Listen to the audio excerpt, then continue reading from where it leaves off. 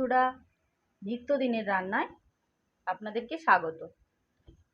আজ আমি আবারও হাজির হয়েছি নতুন একটা রেসিপির সাথে। আজ বানাবো মটর পনির।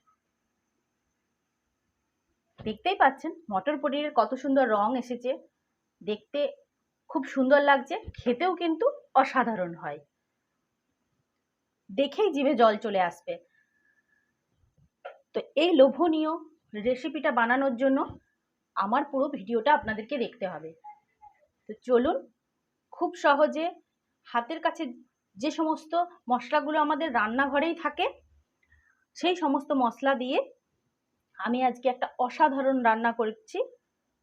এই রান্নাটা আপনারা দেখে নিন এবং ঝটপট বাড়িতে বানিয়ে ফেলুন। চলুন দেখুন রেসিপিটা। মটর পনির বানাতে লাগছে মটর, যেটাকে আমি 8 ঘন্টার মতো ভিজিয়ে রেখেছিলাম। তারপর ভালো করে ধুয়ে এটার মধ্যে তুলে রেখেছি। এটা 250 গ্রাম মটর আছে, 200 গ্রাম পনির আছে। পনিরটা আমার বাড়িতে বানানো। এই পনিরটাকে আমি টুকরো টুকরো করে কেটে নিয়েছি। আপনারা যে যেমন মতো সাইজ করতে চান সেরকম মতো করে নেবেন।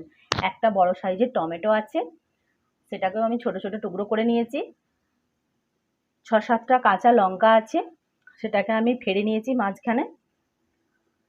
আর আছে 1 চামচ আদা বাটা, একটা বড় সাইজের পেঁয়াজ, আর রসুন আছে। কয়েক টুকরো রসুনকে আমি কুচি কুচি করে কেটে নিয়েছি। এখানে ধনে গুঁড়ি আছে, লঙ্কা গুঁড়ি আছে, জিরে গুঁড়ি আছে, আর হলুদ গুঁড়ি আছে। এগুলো 1 চামচের মতো করে আছে। আর নিয়েছি আমি দই, টক দই। এই টক দইটা 1 চামচের থেকে একটু বেশি আছে। আর একটু চিনি আর একটু নুন দেওয়া আছে টকটাকে ব্যালেন্স করার জন্য। আর লাগছে একটা দুধের প্যাকেট। এটা কোনো অ্যাড না, আমি এই দুধটা দিয়ে রান্না করি। আপনাদের কাছে যদি কোনো লিকুইড দুধ থাকে আপনারা লিকুইড দুধ দিতে পারেন। যদি না থাকে, যে কোনো কোম্পানির যে 10 টাকা দামি দুধের প্যাকেট আছে সেই দুধের প্যাকেট নিয়ে আসবেন, দিয়ে গরম জল দিয়ে গুলে রেখে দেবেন। আর লাগছে রান্না করতে সর্ষের তেল। তো চলুন আমরা রান্নাটা শুরু করি। মটরটাকে আগে কুকারের মধ্যে দিয়ে 3-4টে সিটি তুলে নিই। দেখুন গ্যাসটা জ্বালিয়ে আমি কুকারটা বসিয়ে দিয়েছি। এর মধ্যে আমি মটরটা দিয়ে দিলাম।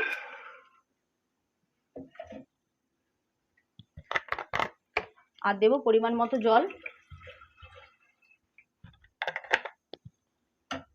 আর দেবো একটু নুন।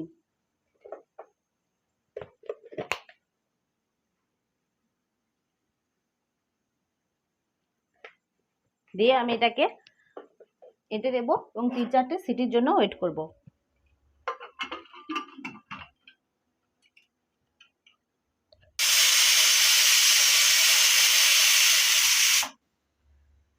কুকারে সিটি পড়তে পড়তে আমি এই জায়গার মধ্যে গরম জলটা করে নিচ্ছি।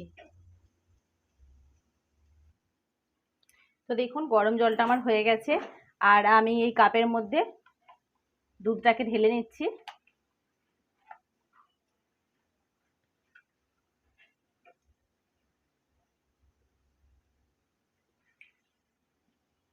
যে আমি এটাকে ভালো করে গুলিয়ে নিচ্ছি। গুলিয়ে এটাকে আমি পাশে রেখে দেবো। সুন্দর করে গুলানো হয়ে গেছে। এটা আমি এবারে সাইডে রেখে দিই।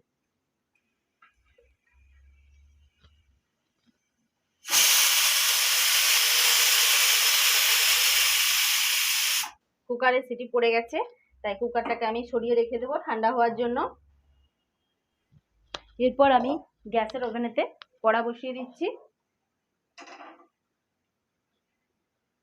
কড়াটার মধ্যে তেল দিয়ে দিচ্ছি। এই মশলাগুলোর সাথে একটু গরম জল দিয়ে দিচ্ছি।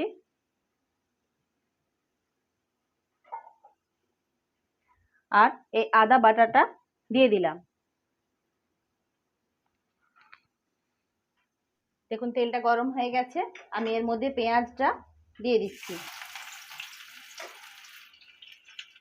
রসুনটাও এর মধ্যে দিয়ে দিচ্ছি।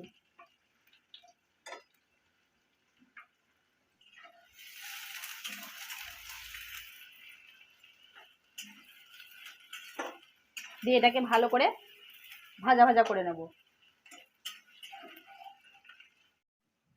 পেঁয়াজটা ভাজা ভাজা হয়ে গেছে, এই সময় আমি টমেটোটাকে এর মধ্যে দিয়ে দেব, আর কাঁচা লঙ্কাগুলো দিয়ে দিচ্ছি। টমেটোগুলোকে একটু ভেজে নিতে হবে তেলের মধ্যে, যাতে টমেটোগুলো গলে যায়।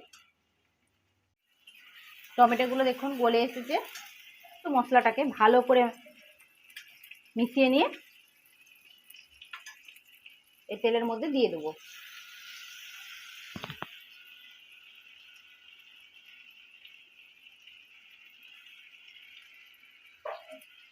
দিয়ে ভালো করে এটাকে আমি কষাতে থাকবো যতক্ষণ পর্যন্ত না এই মশলার কাঁচা গন্ধটা চলে যাচ্ছে। মশলার বাটিটা ধুয়ে আমি একটু জল এর মধ্যে দিয়ে দিচ্ছি।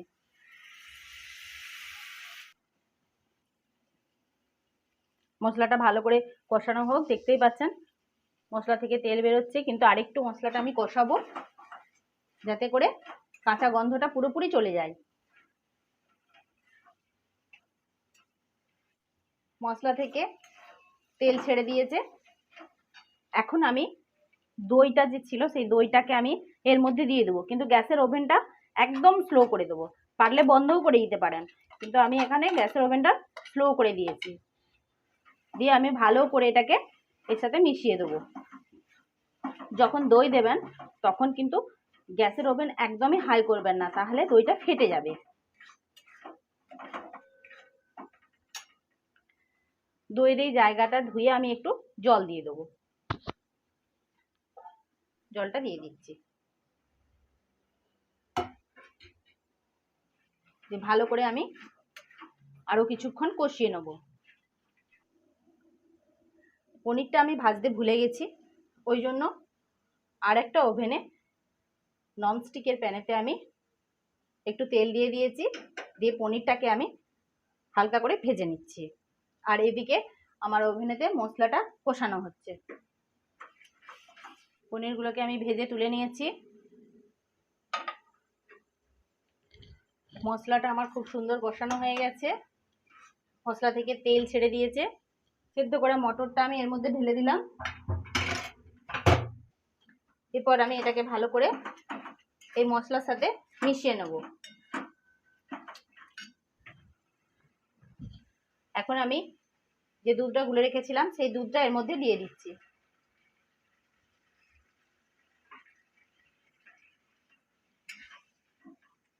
আপনারা জলও দিতে পারেন, দুধ দিলে টেস্টটা খুব ভালো আসে।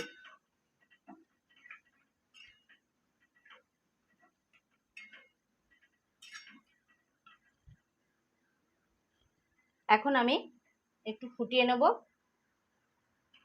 যেহেতু মটরটা সেদ্ধ করার সময় নুন দিয়েছিলাম, আর টক দইয়ের সাথেও আমি একটু নুন দিয়েছি, তাই নুনটা টেস্ট করে কিন্তু আমরা তারপর যদি নুন বা চিনি লাগে তখন দেব।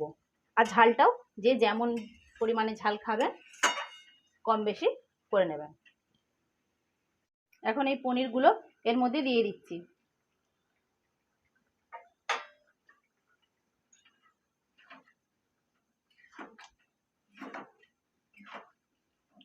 আর নুন মিষ্টিটা আমি চেক করে নিয়েছি, আমার ঠিকই আছে।